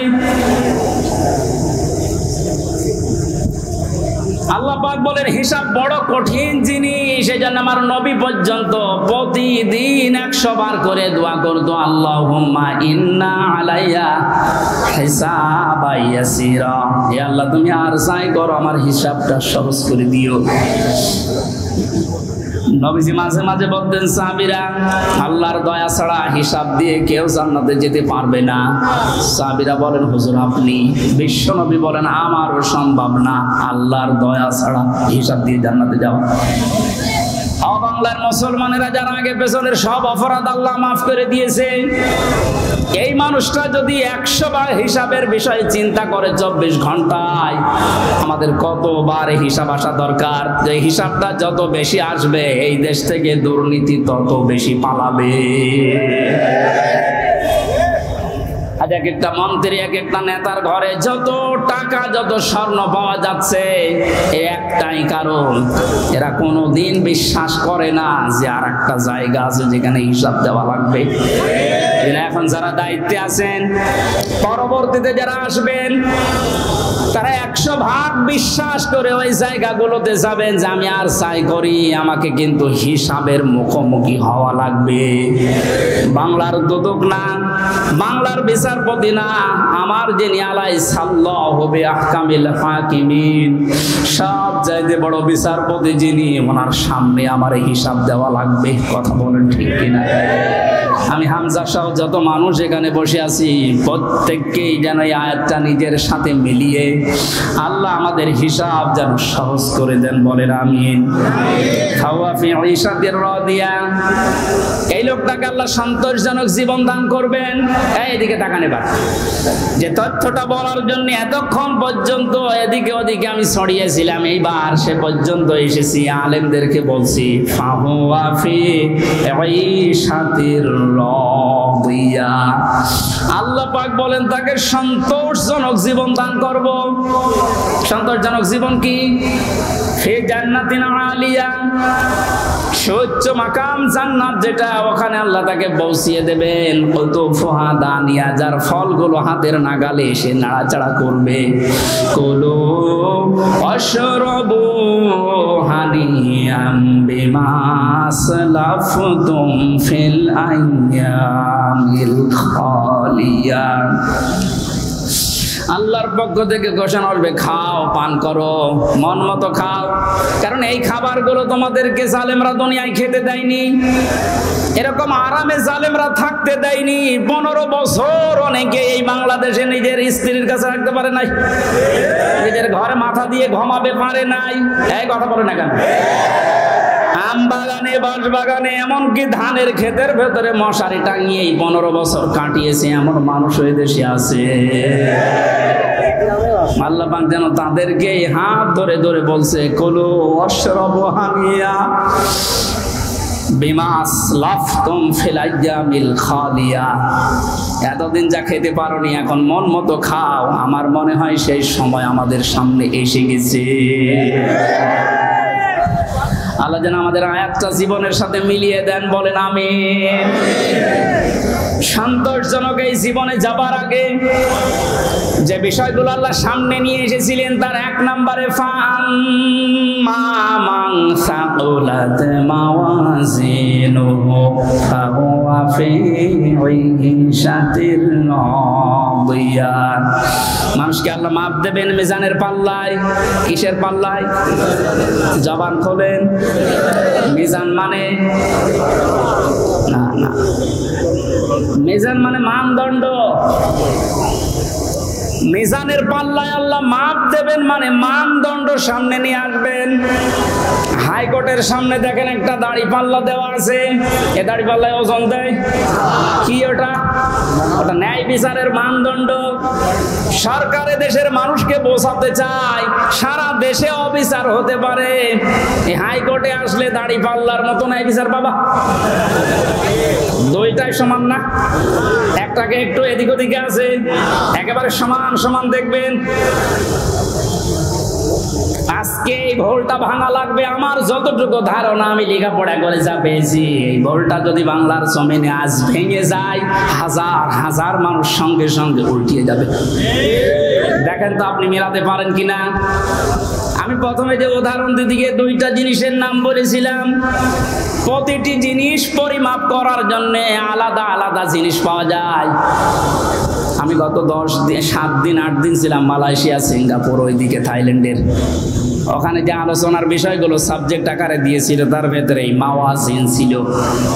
বলে মাওয়াজিনের অর্থ আপনি বের করেন তো, একটা একটা করে 99টা অর্থ আমি আবিধান থেকে বের করেছি। এক একটা শব্দের ব্যাখ্যা করার জন্য আমার আলাদা আলাদা সময় দিয়েছি, কারণ ওই দেশে অনেক বড় বড় শিক্ষিত মানুষ স্টেজে থাকে, মসজিদের ভেতরে অথবা অডিটোরিয়ামে হয়। এখান থেকে আমি যেটা নিতে পেরেছি, এই যে মাওয়াজিনুহু দিলেন, মিজানের পাল্লার এই মাপটা যদি আপনি পরিষ্কার করতে না পারেন, ক্লিয়ার হতে না পারেন, আপনার অপরাধ প্রবণ জীবন থামবে না। প্রতিটি জিনিস পরিমাপ করার জন্য একটা উদাহরণ দিয়েছিলাম, এটা পরিমাপ করার জন্য ফিতা লাগে, চাউল পরিমাপ করার জন্য বাটখারা লাগে, কি লাগে বলেন বলেন, তেল পরিমাপ করার জন্য লিটার লাগে, সিসি লাগে। কেউ যদি এখন তেল মাপ করার জন্য ফিতা দেয়, মাপতে পারবে? এইটা মাপ করার জন্য দাড়ি পাল্লা দেয়, মাপতে পারবে? তাহলে প্রতিটি জিনিস মাপ করার জন্য আলাদা আলাদা যন্ত্র পাওয়া যায়। কিয়ামতে আল্লাহ ফাহুয়া ফি ঈশাতির রাদিয়া, সন্তোষজনক জীবনে আপনার পৌঁছে দেবে। এখানে যাবার আগে একটা কাজ যে করবে, মাপ। কি মাপ? মানে পরিমাপ। এই যে মিজানের পাল্লা বলছেন আপনি, মানদণ্ডে আল্লাহ মাপ দেবেন। আবার বলছে, ভালো করে শুনবেন, গীবত করবেন না কিন্তু বাইরে যে। প্রতিটি জিনিস যদি পরিমাপ করার জন্য আলাদা আলাদা যন্ত্র থাকে, কিয়ামতের দিন আল্লাহ মিজানের পাল্লায় মাপ দেবে কি? আমল। আমল কি মাপ দেবে? বলেন বলেন। আমল মানে কাজ, আমল মানে আরো জোরে বলেন। তার জন্য দাড়ি পাল্লা লাগে, ফিতা লাগে, লিটার লাগে, কি লাগে?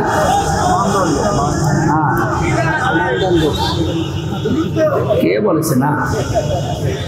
কি ছাত্র ক্লাস করাচ্ছে আল্লাহ জানে। এটার জন্যই তো আসতে হয়। মাপ দেওয়ার জন্য এই পৃথিবীতে গুরুত্ব লাগে। কাজ যদি কেউ মাপতে চায় যে আমি কাজ মাপবো, কেজি দিয়ে মাপা যাবে যে কয় কেজি কাজ। আপনি কি ধরনের বিশ্বাস করেন কিয়ামতে আল্লাহ এইদিকে আমল তুলে দেবে আর এদিকে বদ আমল? আমল মানে কাজ, কাজ কি 5 কেজি হয়? কি বুঝেছেন এতদিন? আল্লাহ মাপ দেবে কি? আমল। আমল এটা ক্লাস চলছে, জবাব দেন তো ছাত্রের মতো। আমল মানে বাংলায়, আমল মানে বাংলায়, আবার বলেন আমল মানে বাংলায়, আরবিতে আমল, আরবিতে, ইংরেজিতে জিনিস সবই এক। জিনিস সবই কি? মাথায় যেটা আছে এটার এই দেশের নাম চুল। আপনি পাকিস্তানে চুল কেটে দেন, কি আমাদের আগে কাটবে না? জিনিস তো একই, নাম বিভিন্ন দেশে বিভিন্ন জিনিস, নাম এক না? জিনিস কি এক না দুই? আমল, ওয়ার্ক, কাজ সব এক। সাধারণ জ্ঞানে আমরা বুঝলাম যেটা মাপ করার জন্য দাড়ি পাল্লা, এই সিসি, লিটার, কেজি লাগে না। এটা মাপতে হলে গুরুত্ব লাগে। কাজ মাপতে হয় গুরুত্বের ভিত্তিতে। কিসের? এখন গুরুত্বের ভিত্তিতে আমল যদি, কাজ যদি, ওয়ার্ক যদি মাপতে হয়, পৃথিবীতে সবচাইতে গুরুত্বপূর্ণ কাজ আল্লাহর দৃষ্টিতে ফরজ। বলেন না কেন? এরপরে ওয়াজিব, এরপরে সুন্নাত, এরপরে নফল, এরপরে মুস্তাহাব, এরপরে মুবাহ। সিরিয়াল আকারে ধরেন। আপনি সারা জীবন মুবাহ, সুন্নাত, মুস্তাহাব হাজার হাজার করেছেন, নফল, কিন্তু ফরজ ওয়াজিব করেননি। আপনার গুরুত্ব থাকবে কাজের? বলেন। এই স্টেজের গুরুত্ব কি? এই যে সামিয়ানা আর এই খুঁটি, এই দুইটা আসল জিনিস। এর ভেতরে আরো অনেক অন্য জিনিসও আছে, না দিলেও অসুবিধা নেই। এই যে লাইট যদি না দেন, স্টেজ থাকবে না? এই টেবিলটা না দিলে থাকবে না? এটা না দিলে বিউটিফাই হবে না। কিন্তু স্টেজ তো মানুষ বলবে যে সামিয়ানা আছে, খুঁটি আছে। আপনার জীবনে ফরজ কাজ 500। কয়টা? আপনি কোরআন পড়েন, 500 শরীয়তের বিধান পাবেন। 499টা আপনি করেছেন, একটা করেননি, আপনার পুরা জীবনের সব আল্লাহ বাতিল করে দেবে। এটা বাতিল যে করিয়ে দেবে কোথায় পেলে? বলেন। আমি বেশি সময় নিয়ে ফেলছি, আর 5-7 মিনিট থাকবেন না? এই যে নামাজ, আমরা যারা এশার নামাজ পড়লাম, এশার নামাজের ভেতরে ফরজ ছিল 13টা, 12টা আদায় করেছে কেউ, একটা আদায় করে নাই। ওর নামাজে সওয়াব হবে 5টা। কি? 0 শূন্য, কিচ্ছু হবে না। এটা যেমন সহজে বুঝেছেন, কোরআনে কারিমে আল্লাহ 500 আয়াত শরীয়তের বিধান ফরজ এটা দিয়েছেন। 499টা মেনেছেন, একটা মানেননি। আপনার জীবনে সওয়াব হবে 0 শূন্য, কাজের কোনো গুরুত্ব নেই। কিয়ামতে আল্লাহ যখন মাপবে একেবারে 0 হয়ে যাবে। এই পাল্লাটা ভারী হয়ে যাবে। আমি আশা করি বোঝাতে পেরেছি। এই জন্য জীবনে ফরজ যেন না বাদ যায়। কথা বুঝেছেন? নামাজ পড়া যেমন ফরজ, রোজা রাখা ফরজ, হজ করা ফরজ, সম্পদ থাকলে যাকাত দেওয়া ফরজ, দিন কায়েম করার চেষ্টা করা কি? এইটাকে কেউ যদি রাজনীতি দুনিয়ার কাজ মনে করে এড়িয়ে যায়, কিয়ামতে ওকে যখন আল্লাহ মাপ দেবে, কাজের গুরুত্বের ভিত্তিতে কিচ্ছু পাওয়া যাচ্ছে না। 12টা ফরজ আদায় করে একটা আদায় না করলে যেমন জিরো হয়, কোনো সওয়াব হয় না। আশা করছি কথার অর্থ আপনি বুঝেছেন, এখন না বোঝার ভান করে আছে। আমার মনে হয় আপনাকে ঝড়ে কোদাল দিলে আর আপনি বসবেন না, যা বোঝার আপনি বুঝেছেন, এখন আপনি আমল করে যান। এই পর্যন্ত আমরা যা পড়েছিলাম 25 নম্বর আয়াত সূরা হাক্কাতের। 26 থেকে আলোচনা হবে সামান্তা মাদ্রাসায়। কয় তারিখে যেন ওইটা? যাদবপুর বাজারে, বাজারে কলেজ ময়দানে, ওখানে 26 আয়াত থেকে শুরু করবো। এই প্রচন্ড গরমে আর মানুষের চাপ আমি শেষ করে দিলাম। বারাকাল্লাহু লানা ওয়া লাকুম ফিল কোরআনিল আযীম। আল্লাহুম্মা আমিন। ফেব্রুয়ারি মাসের 26 তারিখ আমার ওই যে লিখিত বই আছে, গাড়িতে যাওয়ার সময় নিজে নিয়ে যাবেন, বাড়িতে লোকজনকে পড়তে বলবেন। রব্বানা যালামনা আনফুসানা ওয়া ইল্লাম তাগফির লানা ওয়া তারহামনা লানাকুনান্না মিনাল খাসিরিন। রাব্বুল আলামিন কোরআনের পাখি, বিশ্বনন্দিত মুফাসসির আল্লামা শহীদ দেলাওয়ার হোসাইন সাইদি এবং যে যুবকেরা বাংলাদেশ স্বাধীন করার জন্য জীবন দিয়ে গেল, এই মানুষগুলোর জন্য আজকের তাফসীর মাহফিলে হাজার হাজার লক্ষ মানুষেরা জড়ো হয়েছে। কোরআন থেকে আমল নেওয়ার বিষয়ে যে কথাগুলো বলেছি, তুমি আমল করার তৌফিক আমাদের দাও। কাজ যেন আমরা ইখলাসের সাথে ভালো কাজে আঞ্জাম দিতে পারি, সেই পরিবেশ তৈরি করে দাও। এতদিন পর্যন্ত জালেমের জুলুমের শিকার হয়ে যে মানুষগুলো মজলুম অবস্থায় ছিল, আল্লাহ তুমি তাদেরকে প্রতিদান দিও, তাদেরকে ইখলাসের কারণে, ধৈর্যের কারণে মেহেরবানি করে তুমি দান করো। মাহফিলের আয়োজন করতে গিয়ে তোমার যে যুবক বান্দারা শ্রম দিয়েছে, যারা টাকা পয়সা দিয়েছে, আল্লাহ এদের টাকাগুলো ওসমানের সাথে কবুল করো। রাব্বুল আলামিন যারা শহীদ হয়ে কবরে গেলেন, শাহাদাতের সর্বোচ্চ মাকাম দান করো। যারা অসুস্থ হয়ে আল্লাহ তাআলা গুলিবিদ্ধ হয়ে যে মানুষগুলো হাসপাতালের বেডে এখনো পর্যন্ত কাম কাতরাচ্ছে, এদেরকে তুমি শেফায়ে কামিলা আজলা নসিব করে দাও। এখানে হাজারো মানুষ আমরা আছি, আমাদের মনের কামনা বাসনা একটাই, তোমার কোরআন দিয়ে দেশ চলছে, এটা চললে কেমন দেখা যায় এটা আমরা দেখতে চাই। মা বোনেরা পর্দার আড়ালে বসে আছে, এরাও বহু কষ্ট সহ্য করেছে। আল্লাহ মজলুম মা বোনদেরকে তুমি কবুল করো দ্বীনের জন্য। তাদের পেটে তুমি হযরতে আয়েশার মতো, হযরতে হুসাইন হাসানের মতো সন্তান দান করো। এলাকায় আসলে তোমার বান্দা মরহুম আব্দুল হান্নান, তোমার আলেম বান্দার কথা মনে পড়ে, মাবুদ তাকে তুমি কবরে মাফ করে দাও।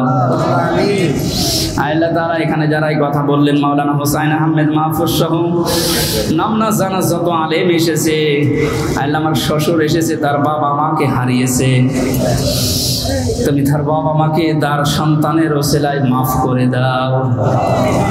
আমার মামা এসেছে মাওলানা আলমগীর হোসাইন, তার বাবাকে সে হারিয়েছে, আল্লাহ তার বাবাকেও মাফ করে দাও। হাফেজ মাওলানা আবু সালেহ সহ কত আলেম এখানে বসে আছে, আল্লাহ আল্লাহ আলেমদের দিকে তাকিয়ে হলো আজকের এই মোনাজাত কবুল করে দাও। যে বাড়িতে এসে বসেছিলাম, এই বাড়ির উপরে রহমত নাযিল করো। আল্লাহ আমাদের শরীরটাকে সুস্থ রাখো। বহু জুলুম অত্যাচারে দেশের মানুষ আমরা সহ্য করেছি, আল্লাহ জুলুমের পরাজয় যখন হয়েছে, জালেমদেরকে আর তুমি এই দেশে জায়গা দিও না। নূহ নবী দোয়া করেছিলেন, রব্বিলা তাদারনি মিনাল কাফিরিনা দাজ্জারা ইন্নাকা ইন তাদারহুম ইউদিল্লু ইবাদাকা ওয়া লা ইয়ালিদু ইল্লা ফাজিরান কাফারা। ওদের পেট থেকে যেটা আসবে ওইটাও তোমার নাফরমান হবে। এইজন্য কোন জালেম যেন এদেশের জমিনে জায়গা না পায়, সেই ব্যবস্থা করে দাও। কোরআনের জন্য এই 17 বছর যারা মাজলুম অবস্থায় জীবন কাটিয়েছে, আল্লাহ তোমার ওয়াদা, তাদেরকে তুমি ওয়ারিশ বানাবে জমিনের। এই মাজলুমদের হাতে এই জমিনের দায়িত্ব দিয়ে দাও। আমরা শরীরে অনেকে রোগ শোক নিয়ে আসি, আমাদেরকে শেফায়ে কামেলা আজেলা দান করো রব্বুল আলামিন। আমার মা বাবাকে মাফ করে দাও, আমার দাদা দাদি নানা নানিকে মাফ করো। যে যার জন্য আমরা হাত তুলেছি আমাদের কারো মোনাজাত ফেরত দিও না, কবুল করে না। এই গ্রামে মাটির নিচে যত মানুষ ঘুমিয়ে আছে আল্লাহ কবরগুলো জান্নাত বানাও।